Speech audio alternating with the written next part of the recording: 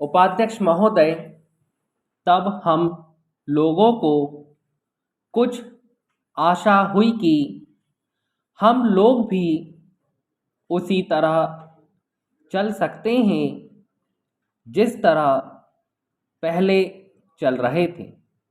लेकिन अभी हाल में जो चुनाव हुआ उससे देश के धनिकों के मन में बड़ा संदेह पैदा हुआ कि इस चुनाव के बाद उनकी स्थिति वैसी नहीं रहेगी जो अब तक चली आती रही है।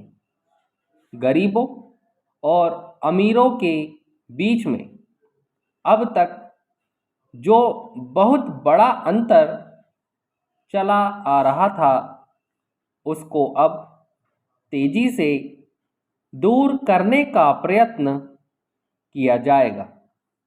श्रीमान, मैं आपका बहुत ही आभारी हूँ जो आपने सदन में चालू वर्ष के बजट पर अपने विचार प्रकट करने का अवसर दिया है। मैं इस बजट का समर्थन करना चाहता हूँ। श्रीमान, मैं सबसे पहले अपने दल के नेता प्रधानमंत्री को इस बात के लिए बधाई देना चाहता हूँ कि उनके नेतृत्व में देश में कांग्रेस दल को स्पष्ट बहुमत मिला और इसके फलस्वरूप यहाँ पर केंद्र में एक ऐसी सरकार का गठन हुआ जो कि देश में वास्तव में समाजवाद लाना चाहती है।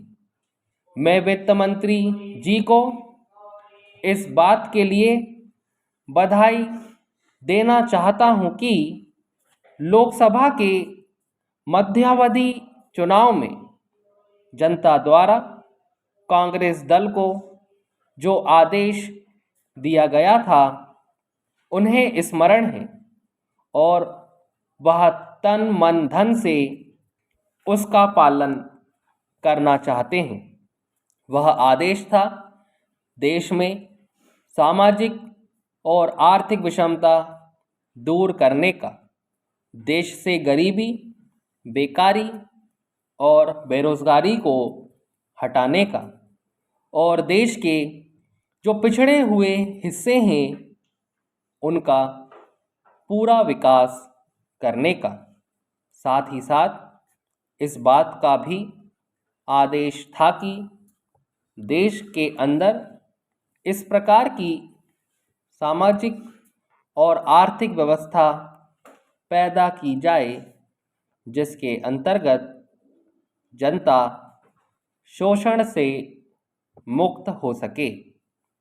श्रीमान, यह ठीक है कि देश में कृषि के क्षेत्र में उत्पादन में वृद्धि हुई है, परंतु इसके साथ ही साथ यह भी दृष्टि में रखना चाहिए कि लागत में भी पूरी वृद्धि हुई है।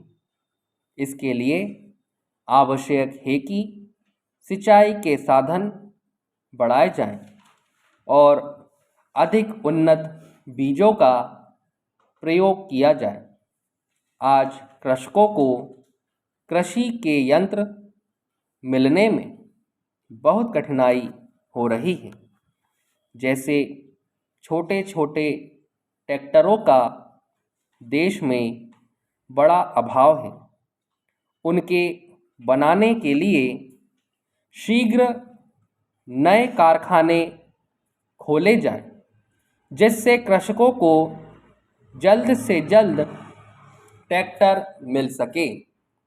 देश तभी प्रगति करेगा, हमारा ऐसा विश्वास है।